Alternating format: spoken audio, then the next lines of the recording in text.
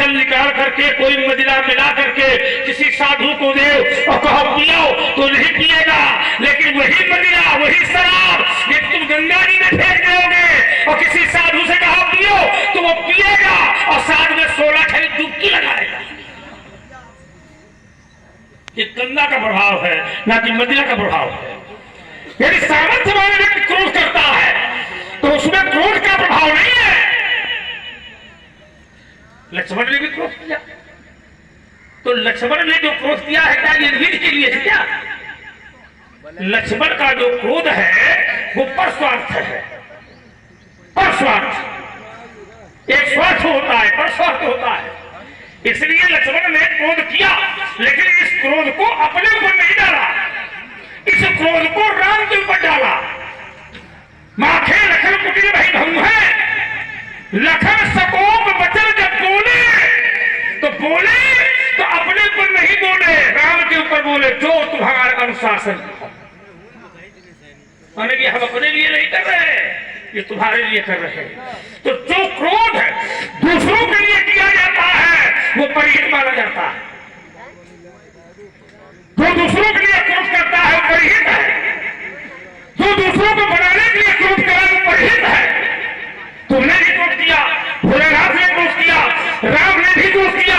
यदि समस्या कोई खड़ी हो जाए और समस्या का समाधान यदि क्रोध से हो रहा है तो उस समस्या को निपटाने के लिए क्रोध की सहायता लेनी। क्रोध की समस्या है ये तुम ही कहते हो, हम थोड़ी कह रहे हैं, और शास्त्र से जुड़ा भी है। विजय न मान की तरफ ही गए 3 दिन। बोले राम क्यों, किसके कहने पर? किसी छोटे वाले ने कहा होगा, हाथ जोड़ रहे हो है? होगा कोई उसका छोटा भाई, उसने कहा होगा आप हाथ जोड़ रहे हो, हाथ जोड़ने से काम थोड़ी चलेगा। इस समस्या का समाधान धनुष बाण उठाओ और क्रोध करो, अभी बन जाएगा। वही उसने किया और जैसे किया तो समस्या का समाधान। कभी कभी ऐसा होता है कि जब हाथ जोड़ने से काम नहीं, हाथ उठाना पड़ता। बहुत ऐसे व्यक्ति रास्ते में तुमको मिल जाए, कहा उनका समझाओ तो समझे ना, हाथ जोड़ो तो कहा हाथ जोड़ने से न समझे, और न समझे तो फिर सामने वाला सोचता है कि समझेगा कैसे, तो उसके लिए समझावन लाल उठाओ, तो उसको समझाओ। बहुत ऐसे व्यक्ति होते हैं, उनको एक बार समझाओ न माने, दोबारा समझाओ तो न माने, और तिबारा मिला के दे दो मान जाते हैं। ये किसका दोष है? क्या देने वाले ना समझने वाले? क्योंकि वो सामने वाला हाथ जोड़ रहा है और वो समझना चाहता नहीं है, तो उसके लिए उपाय क्या करोगे? उसके लिए उपाय है सखे साक्षम। ध्यान दें, आप है एक बात आपने बहुत अच्छी कहने छोड़ा, हमें अच्छा लगा, सुनकर के भी अच्छा लगा और लोगों ने भी सुना। आपने कहा कि जो काम भोलेनाथ करे तो लेकिन वो आप ना करो। हरा हर भोलेनाथ ने दिया था तो क्या आप पी सकते हो? बिल्कुल सही। ये हर काम नहीं किया जा सकता। भोलेनाथ ने जो हलाहल किया है वो अपने लिए थोड़ी किया, वो तुम्हारे घर के लिए किया। अगर भोलेनाथ ने अपने लिए किया होता तो बात बन जाती। विश्व कल्याण के लिए, विश्व की चिंता के लिए, विश्व के हित के लिए अगर तुम्हें जहर भी पीना पड़े तो यही है परिहित शरीर धर्म नहीं भाई। यदि धर्म के लिए किसी के प्राण बच रहे हों और अगर जहर पीने से हमको मरना नहीं है और जहर हम पी लेंगे और फिर भी नहीं मरना है तो सामने वाला बच जाएगा, तो उस जहर को पीने से क्या परेशानी है? सोचो, हमको मरना नहीं है और वो मर जाएगा, और जहर अगर रहेगा तो सारा संसार समाप्त हो जाएगा। तो जिस जहर से संसार समाप्त हो जाए उस जहर को हम स्वयं अपने बस में कर लेंगे तो फिर संसार मरने वाला नहीं है। दूसरों के लिए जियो, दूसरों के लिए मरो। चलिए महाराज यही मरो। एक छोटी बात कह देता हूं, दूसरों के लिए जियो, दूसरों के लिए मरो। तो उपकार करते हैं, दूसरों के लिए जीते हैं, दूसरों के लिए मरते हैं, वो संसार में प्रशंसनीय होते हैं और यही परहित है, हमारा भी काम बन जाए और तुम्हारा भी काम बन जाए। अच्छे व्यक्ति समाज में वही माने जाते हैं, जियो जीने दो, जियो और जीने दो, तुम भी सुखी हम भी सुखी, तुम्हारा भी काम बन जाए हमारा भी काम बन जाए। और वो वाले अच्छे नहीं होते कि तुम्हारे घर में आगी लागे तो होली दाब लो, हमारे घर में लागे तो जल्दी उठा दे, ये अच्छे नहीं होते, है ना, वो लोग अच्छे नहीं होते। हमारा भी बने और तुम्हारा भी बन जाए। इसीलिए साधु पुरुष लोग जो होते हैं वो एक ही चिंतन करते हैं, सर्वे भवन्तु सुखिनः और सर्वे सन्तु सर्वे भद्राणि। बढ़िया पाठ पढ़ा रहे हो महाराज, अभी पढ़ने के लिए आए इसलिए सर्वे भवन्तु सुखिनः, सभी सुखी रहे, सर्वे सन्तु निरामयाः, सभी निरोगी रहे। जब सब सुखी रहे, ये आपके विचार हैं, तो फिर न तुम्हारे जो है सबको मारना क्यों चाहते हो? सबको बचाना चाहिए, लेकिन आप तो सबको मारना चाहते हो। तो जब बात फंसी तो ये पढ़ा रहे हो कि सर्वे भवन्तु सुखिनः। तो महाराज आपका चरित्र ये नहीं कह रहा है, अपने चरित्र पर ध्यान दो। अब आपने जो तर्क दिया है उस तर्क में हमारा विशेष एक तर्क आ रहा है कि जो व्यक्ति दूसरों के लिए कार्य कर रहा है, जो व्यक्ति परहित में अपना बलिदान कर रहा है, पंडित जी, उस व्यक्ति की निंदा होनी चाहिए कि प्रशंसा? प्रशंसा तो रही है, प्रशंसा होनी चाहिए। कामदेव ने परहित में अपना कार्य किया था, देवताओं ने कामदेव को बुलाया, सुरन कही निज विपत्ति, सब निज विपत्ति, देवताओं ने अपनी विपत्ति कामदेव से कही। तो सुर मन कीन विचार, कामदेव ने सुना और मन में विचार किया कि संग विरोध न कुशल मुझ दिवस कहे वशमार।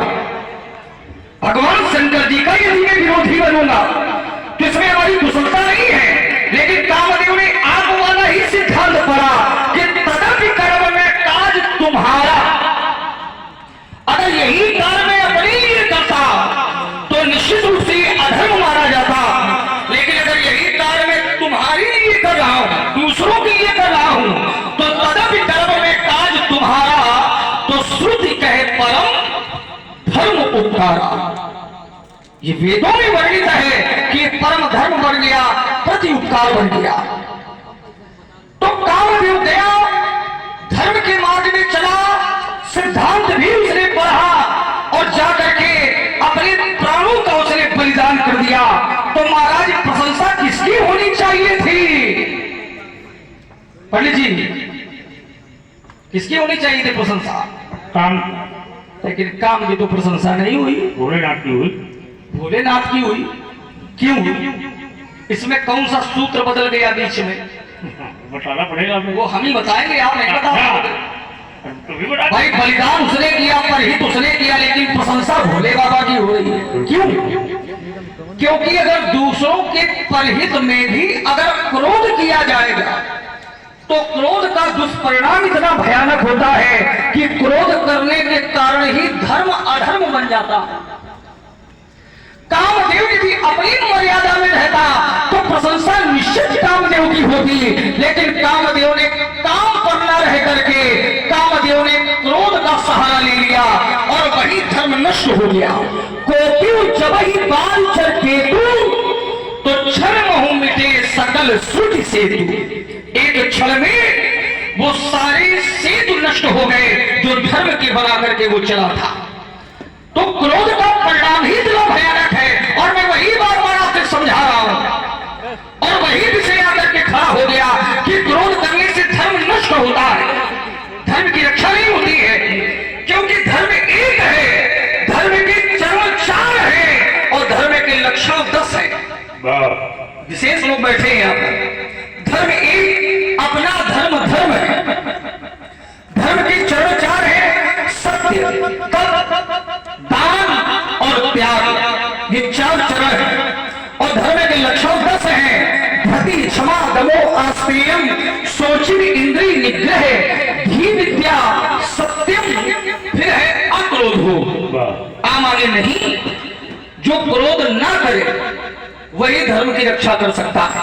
अक्रोध हो 10 धर्म लक्षण, ये 10 लक्षण धर्म के हैं। तो महाराज क्रोध ना करना तो धर्म हो सकता है, लेकिन क्रोध करना ये धर्म नहीं हो सकता। फिर आपने एक उदाहरण दिया, बोली विनय न मानस जलद जगड़ गए 3 दिन भी, विनय न मानस जलद जल और गए 3 दिन भी। तो 3 दिन वो क्या करते रहे भाई? जब क्रोध ही समस्या का समाधान है तो वो 3 दिन करते क्या रहे? यद्यपि कहा तो ये गया था कि नाथ देव कर कबर भरोसा, सोखी सिंधु करी मन मूसा, कादर मन कहूं एक आधारा, देव देव आलसी पुकारा। आप मन में क्रोध करो और एक ही बार से सारा समुद्र सूख जाएगा। तो फिर 3 दिन तक वो करते क्या है? 3 दिन तक करते रहे प्रार्थना। कहा ये जा रहा है कि क्रोध करो, लेकिन वो पहले क्रोध को सहारा नहीं बना रहे हैं, क्रोध को माध्यम नहीं बना रहे हैं, पहले विनम्रता को माध्यम बना रहे हैं। और वो 3 दिन तक निवेदन करते रहे। और आप यही उदाहरण पढ़ रहे हो, 3 दिन तक नहीं प्रार्थना कर पाए तो कम से कम थोड़ी देर कर लेते। एक व्यक्ति वाहन में जा रहा था, अच्छा पैदल नहीं जा रहा था, पैदल जा नहीं सकता क्योंकि वाहन ऐसा है। चाचा वो बुद्धि से पैदल होगा, बुद्धि से पैदल। तो रास्ते में वो भूल गया और लक्ष्य उसका वही था जहां उसको जाना था। तो उसने किसी से पूछा कि भैया ये बताओ वाहन तो छूट गया, अब किया क्या जाए? तो उसने कहा आगे थोड़ा चले जाना। वो कौन से वाहन में बैठा था? सुन तो लो पहले, हम बताएंगे। वाहन छूट गया माने वाहन कोई दूसरा पकड़े? दूसरा पकड़ेगा। ये तो समस्या थी कि जहां उसको जाना था वहां का वो पकड़े नहीं था, जहां उसे जाना था वहां का वाहन पकड़े नहीं था, जहां उसका लक्ष्य था वो चला। ये कौन सी बात बीच में ले आए वाहन वाली? इसलिए ले आए कि जिस वाहन में तुम जो है उसको बैठा रहे हो वो वाहन वहां जाता ही नहीं है। किसको? प्रतीक्षा वाला, विनय न मानस जलद जल। देखिए आप वाहन दूसरा चुन रहे हो, जबकि ये नर शरीर ही वाहन है। तब फिर जाता है। अरे हम तो ठीक है, आप गलत चले गए, लड़का आओ, लेकिन आप तो ये आएंगे, ले आओगे। वाहन कोई और नहीं है, ये शरीर ही साधन है। साधन धाम मोक्ष करी द्वारा, यह नरतन भाववादी को बीरू, भव सागर का यही जलयान है, अर्थात यही साधन है। मोक्ष प्राप्ति का यही एक माध्यम है। तो ये छूट गया तो फिर दूसरा साधन कौन सा पकड़ने लगा वो? भाई एक है साधन है, एक है साधे सब सद है। तो महाराज आपका ये जो उदाहरण है बड़ा गलत चला गया। फिर आपने एक उदाहरण मां गंगा का दिया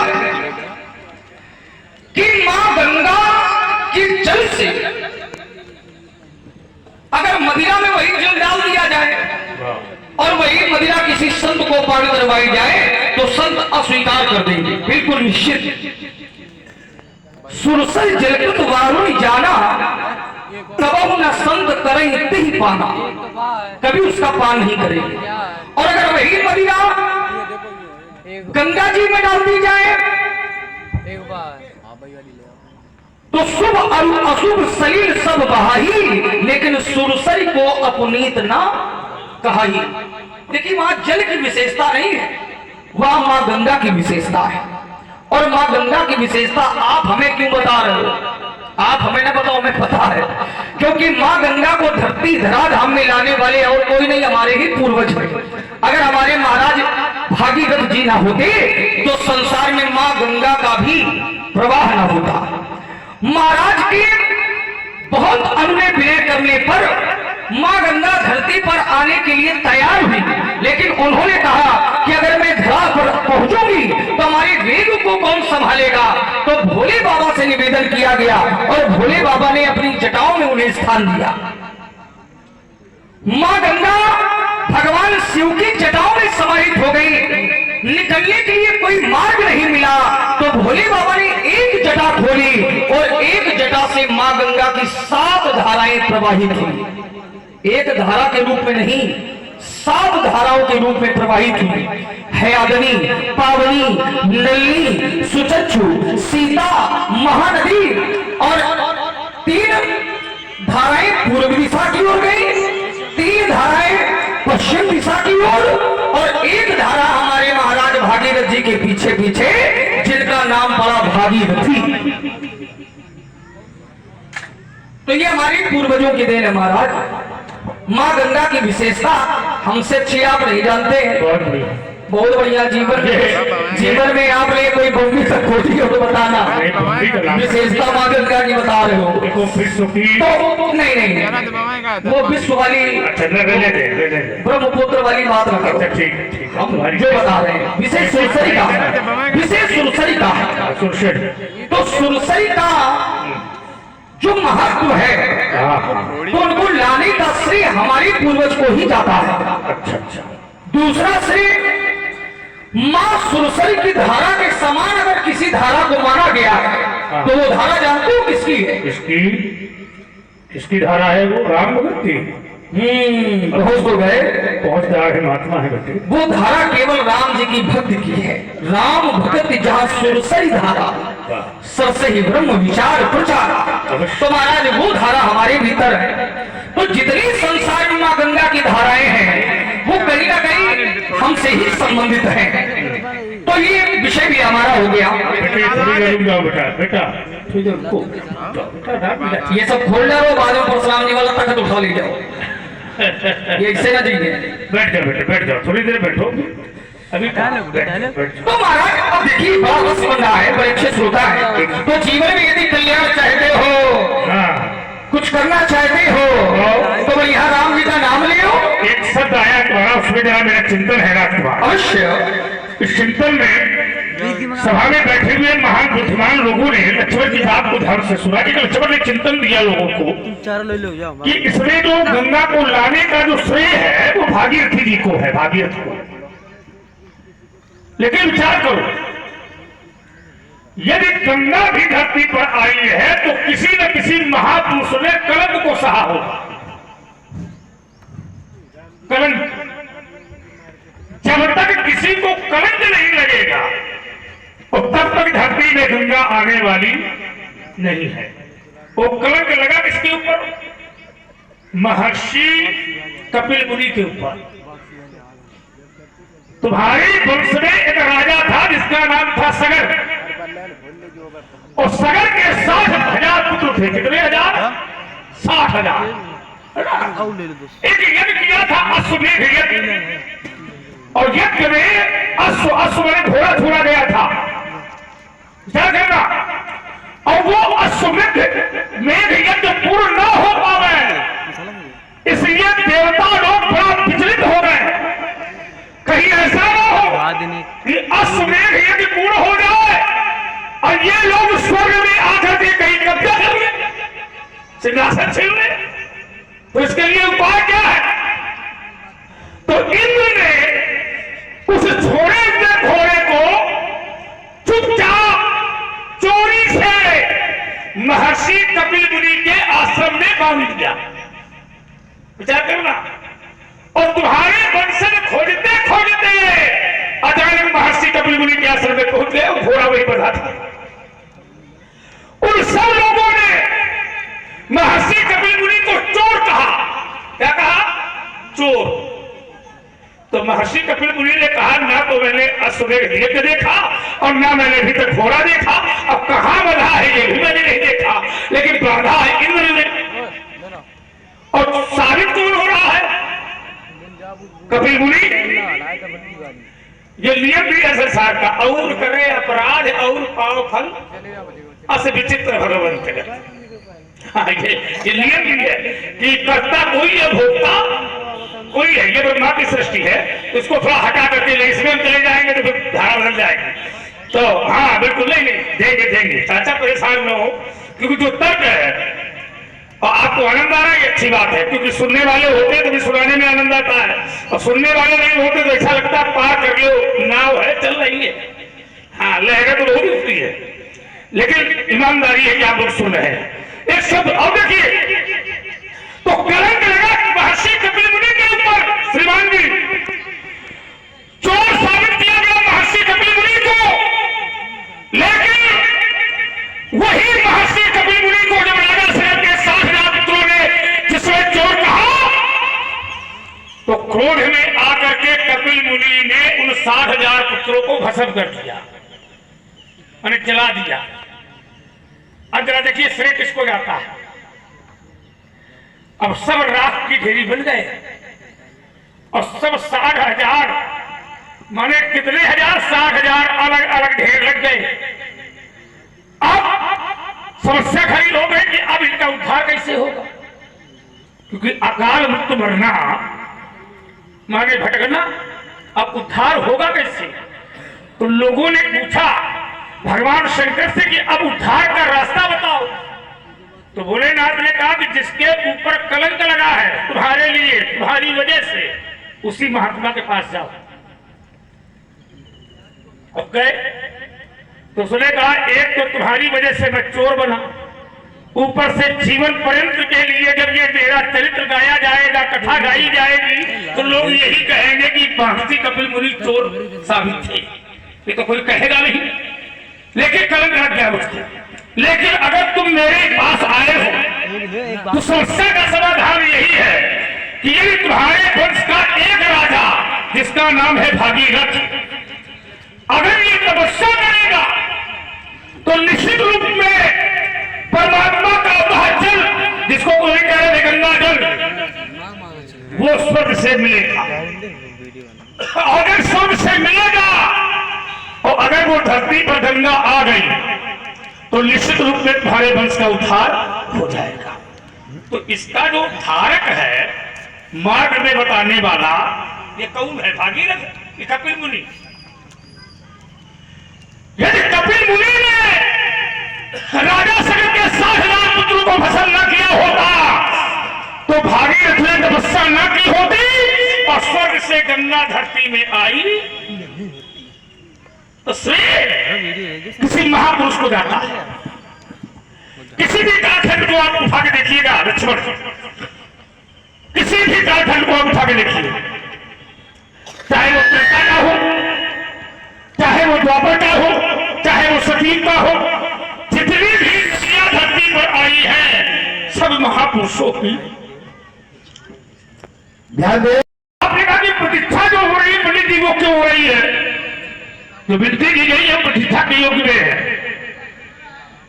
देखो सरलता से जो कार्य बने पहले वो बनाओ, कठिनाई से करने वाला कार्य जो होता है उसमें लिखा रहता है संघर्ष जीवन है। क्या लिखा रहता है? संघर्ष। हाँ, संसार का हर जीव सरलता से ही पाना चाहता है। जो बुद्धिमान लोग होते हैं वो सरलता से कार्य करना चाहते हैं। क्या करना चाहते? सरलता। जैसे कुमति सुमति सबके पुर रही, कुमति और सुमति ये भगवान की दो माया विशेष रूप में। लेकिन जो पढ़े लिखे लोग होते हैं वो सुमति से काम लेते हैं। काहे से काम लेते हैं? बुद्धि से। काहे से? बुद्धि से। और जो मूर्ख लोग होते हैं वो सुमति से काम लेते हैं। काहे से? कुमति से। कुमति और सुमति। सुमति संपदा की एक प्रस्तुत क्रिया है जिसको संत महापुरुषों ने कहा कि जहां सुमति तहां संपत्ति लाना। जो पढ़े लिखे लोग होते हैं वो सुमति से काम लेते हैं, जो मूर्ख लोग होते हैं वो कुमति से काम लेते हैं। तो जहां कुमति तहां विपत्ति निराला, तो निश्चित रूप में यदि सुमति माने सरलता से जो कार्य बन जाए उस कार्य को कभी भी कठिनाइयों से नहीं करना चाहिए। किसी भी प्रश्न का उत्तर यदि छोटे से शब्दों से निकल आवे तो हमें ज्यादा लिखने की कोई आवश्यकता नहीं है।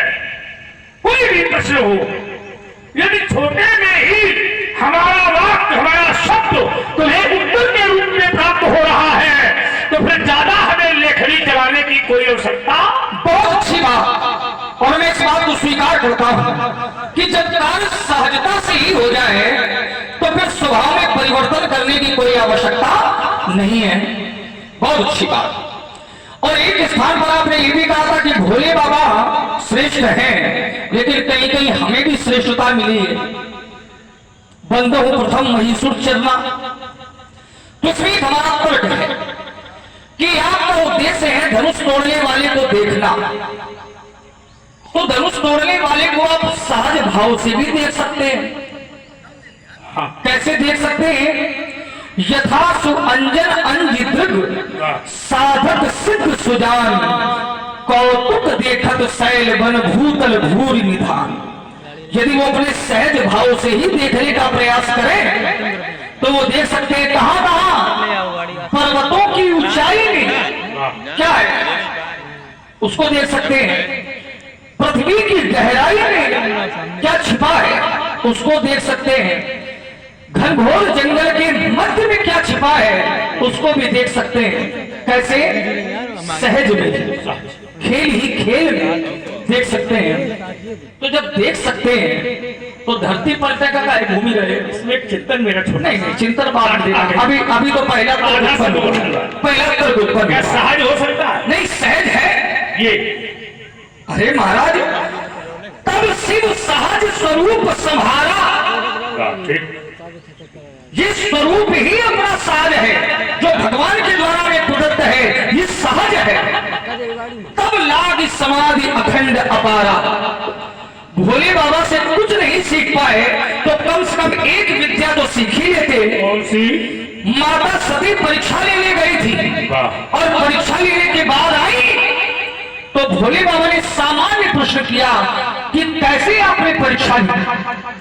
हज पूछी कुशलात लीन परीक्षा कवन विधि, कहो सत्य सब बात। हमसे सत्य सत्य कहो कि तुमने किस विधि से परीक्षा ली। लेकिन माता सती ने क्या किया?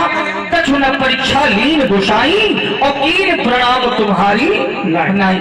तो भोले बाबा ने अपने स्वभाव में परिवर्तन नहीं किया। अच्छा। सहज भाव में ही उत्तर को प्राप्त करना चाहा और सहज भाव से ही उन्होंने क्या किया? तब शंकर देखे धरि ध्याना और सती जो कील चरित्र सब जाना। वो मात्र सहज भाव से ही ध्यान लगाते हैं। और ये ध्यान क्या है? ये योग का 7वां अंग है। यम नियम आसन प्राणायाम प्रत्याहार धारणा और फिर है ध्यान, तब है समाधि। तो आप ध्यान के मार्ग से धनुष तोड़ने वाले को देख सकते हैं, अपने सहज भाव से देख सकते हैं। तो फिर ये लोहा लंगड़ चलाने की कोई आवश्यकता नहीं है। आपके तर्क से ही ये बात कट रही है। चलिए क्या अब अनेकानेक बिंदु हैं, उस पर भी तो चिंतन करने की आवश्यकता है। आपने कहा कि महापुरुष के द्वारा कहीं ना कहीं कोई श्री जुड़ा, जैसे महात्मा एक शब्द दिया था आपने, महर्षि कपिल मुनि। कपिल मुनि ने यदि उन राजाओं पर क्रोध न किया होता, वो भस्म न होते, तो मां गंगा धरती पर नहीं आती। तो यही अंतर हो गया। क्रोध करने से मां गंगा धरती पर नहीं आई है, प्रार्थना करने से आई है। कपिल मुनि के क्रोध का परिणाम यह था कि वो 60,000 राजा भस्मीभूत हो गए। ये क्रोध का परिणाम था। लेकिन जब हमारे महाराज भागीरथ जी के द्वारा तपस्या की गई, प्रार्थना की गई है, तब मां गंगा धरती पर आई है। तो अंक गणित का सूत्र 20 गणित बना लगाओ भाई। क्रोध का परिणाम दूसरा था और प्रार्थना का परिणाम मां गंगा का उतरण है। तो अंक गणित का सूत्र यदि 20 गणित में लगाओगे तो निष्कर्ष सही नहीं पाओगे। लेकिन आपका नियम बढ़िया है, प्रश्न चाहे जो उन्हें गणित से हो, उत्तर नागरिक के शास्त्र से देना है। ये बढ़िया बुद्धि पाई आपने। तो महाराज अभी क्या हो गए? अभी तो पर्यावरण आई है। अच्छा। अभी तो चर्चा प्रारंभ ही हुई है। महाराज क्रोध का सदैव रहेगा विरोध। एक विषय आपने कहा था कि तुमने भी क्रोध किया। महाराज हम में और आप में अंतर है। क्या अंतर है? वर्ण का अंतर है। हमारा वर्ण क्षत्रिय है और आपका वर्ण